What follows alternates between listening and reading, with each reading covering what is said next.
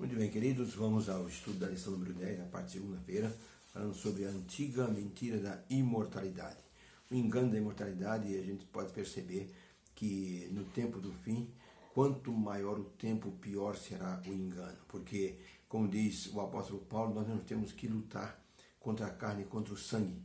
Nossa luta é contra a maldade nos lugares celestiais, é contra as potestades do ar, ou seja, é contra algo que nós não conseguimos ver.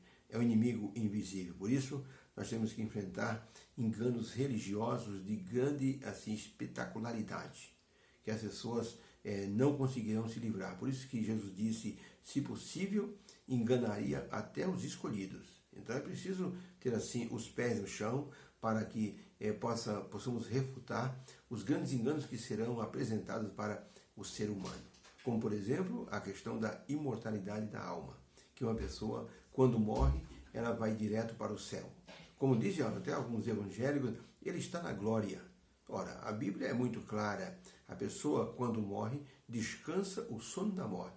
Quando Lázaro morreu, Jesus disse, nosso amigo Lázaro dorme. E a Bíblia diz que Jesus estava falando da morte. A morte é como um sono.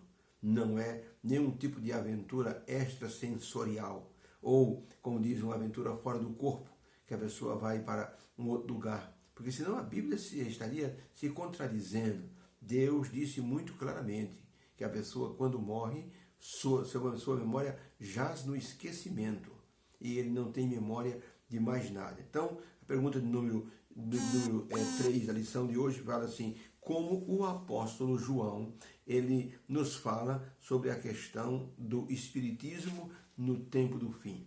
Apocalipse capítulo 16, versos 13 e 14, diz assim, e da boca do dragão, e da boca da besta, e da boca do falso profeta, vi sair 3 espíritos imundos, semelhantes a rãs, porque são espíritos de demônios, que fazem prodígios, os quais vão ao encontro dos reis da terra e de todo o mundo, para os congregar para a grande batalha, naquele dia, o dia do Deus Todo-Poderoso. Apocalipse 18, verso 2, diz assim, e clamou fortemente, com grande voz, dizendo, caiu, caiu a grande Babilônia, que se tornou morada de demônios, e covil de todo espírito imundo, e esconderijo de toda sorte de ave imunda e detestável.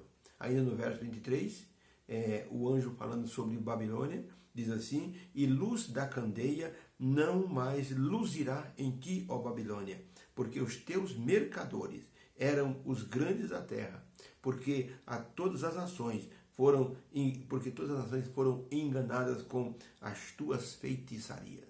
Então é muito claro a Bíblia dizendo que Babilônia será o grande centro do engano. Babilônia, logicamente, como foi no passado a Torre de Babel, também chamada de Babilônia, o lugar onde foi construída a Torre de Babel, ali foi levantada a cidade de Babilônia, que era, assim, uma cidade onde deuses eram adorados.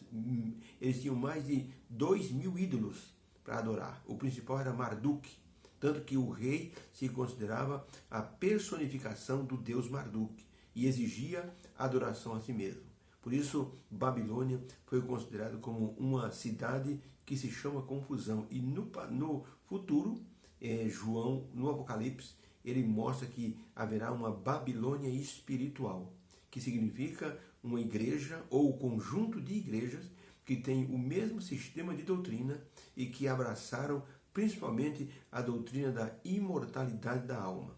Aquilo que a serpente disse para Eva, certamente não morrereis.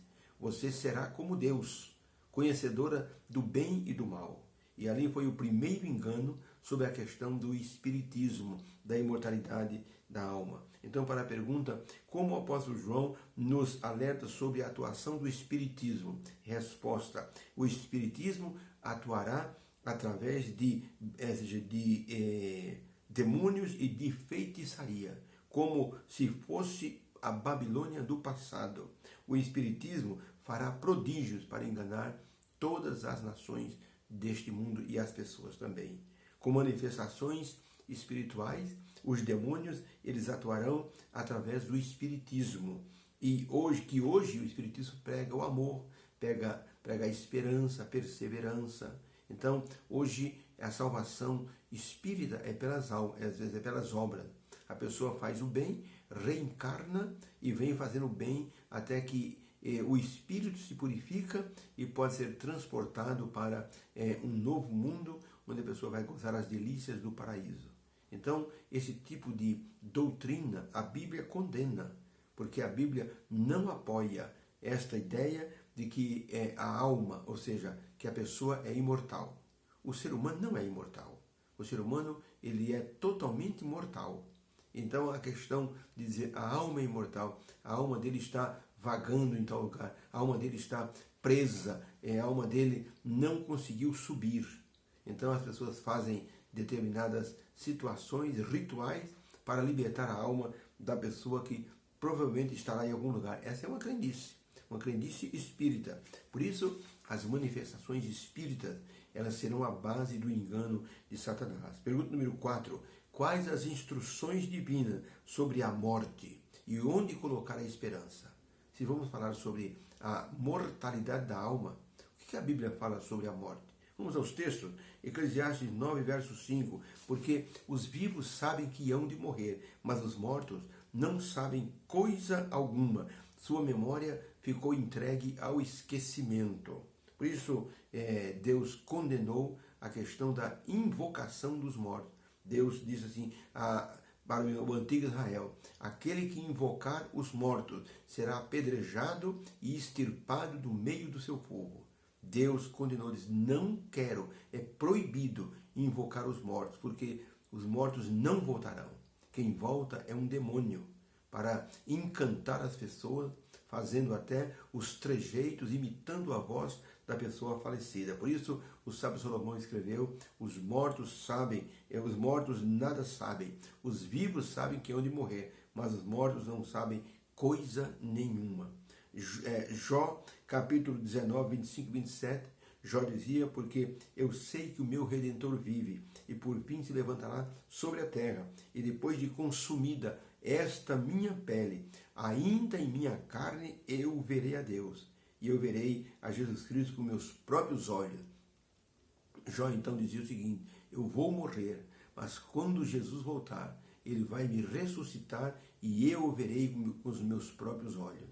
Então Jó, ele não pregou a imortalidade da alma. Ele falou que a alma, ela é mortal. 1 Tessalonicenses 4, 16 e 17, o apóstolo Paulo, falando da situação dos mortos, ele diz o seguinte: porque o mesmo Senhor descerá do céu com grande alarde, com voz de arcanjo e com o som da trombeta de Deus, e os que morreram em Cristo ressuscitarão primeiro. Depois nós, os que ficarmos vivos, seremos arrebatados juntamente com eles nas nuvens.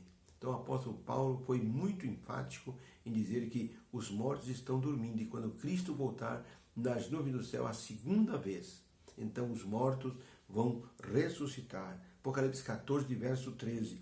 E ouvi uma voz que me dizia: escreve, João, bem-aventurado os mortos, que desde agora morrem no Senhor, porque para que ele descansem de suas obras e suas obras o sigam. João, então, foi muito claro em dizer que os que morrem em Cristo serão felizes um dia, porque Jesus haverá de despertá-los do sono. Então, para a pergunta: que instruções divinas nós temos sobre a morte e onde colocar nossa esperança? Então, a resposta é: a morte, ela é vista como um sono até a segunda vinda de Cristo, e por isso nossa esperança está em Jesus Cristo, que ressuscitou e ressuscitará também os seus filhos fiéis. Esta é uma garantia, é uma esperança que a palavra de Deus está colocando em nosso coração, para que as pessoas não creiam em manifestações demoníacas, espíritas, que dizem que a pessoa está voltando. Quando meu pai morreu, a minha prima, que é espírita, ela veio no dia seguinte lá em casa e disse: tia Rita, o tio Cícero apareceu no centro e mandou a mensagem para a senhora. Minha mãe disse: vai para o meio dos infernos, você com sua mensagem, e expulsou a minha prima de casa. Minha mãe não acreditava. Ela dizia: Gilberto, abra a palavra de Deus e leia o que a Bíblia fala sobre os mortos. e eu li para ela. Eclesiastes 9, verso 5. Os vivos sabem que hão de morrer, mas os mortos não sabem coisa alguma. De maneira que a questão da doutrina da imortalidade da alma tem inicialmente a função de aliviar o sofrimento dos entes queridos que perdem alguém muito querido, com a promessa de que as pessoas estão no céu ou estão numa vida de bonança junto de Deus. Quando Luiz Gonzaga morreu, o que disseram os repórteres? Ele está no céu, tocando sanfona junto com os anjos.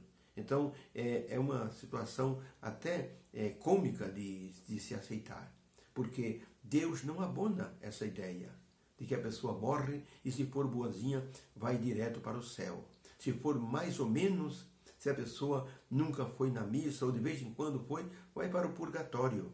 E através de um ritual é possível libertar a alma, transferindo ela para o céu. Isso é uma falácia. A Bíblia não apoia esse tipo de doutrina. Isso foi para aliviar os corações das pessoas que perdiam os entes queridos. Quando uma criança perguntava para o pai que a mãe havia morrido, onde está a mamãe? E o pai dizia, está no céu, junto com o papai do céu, e ela está olhando por você. Então a criança parava de chorar, acreditava nisso, aliviava o coração, mas depois, no futuro, a criança despertava para a verdade. E isso piorava a situação. Por isso, nós temos que entender que a palavra de Deus é muito clara e que mostra que um dos enganos do diabo no tempo do fim será a questão da imortalidade da alma, onde mostra que uma pessoa, quando morre, ela fica vagando, ou vai para o paraíso, ou ela reencarna, ou ela volta para dar uma mensagem, e as pessoas acabam acreditando nesse tipo de coisa. E tem muitas pessoas conversando com os demônios.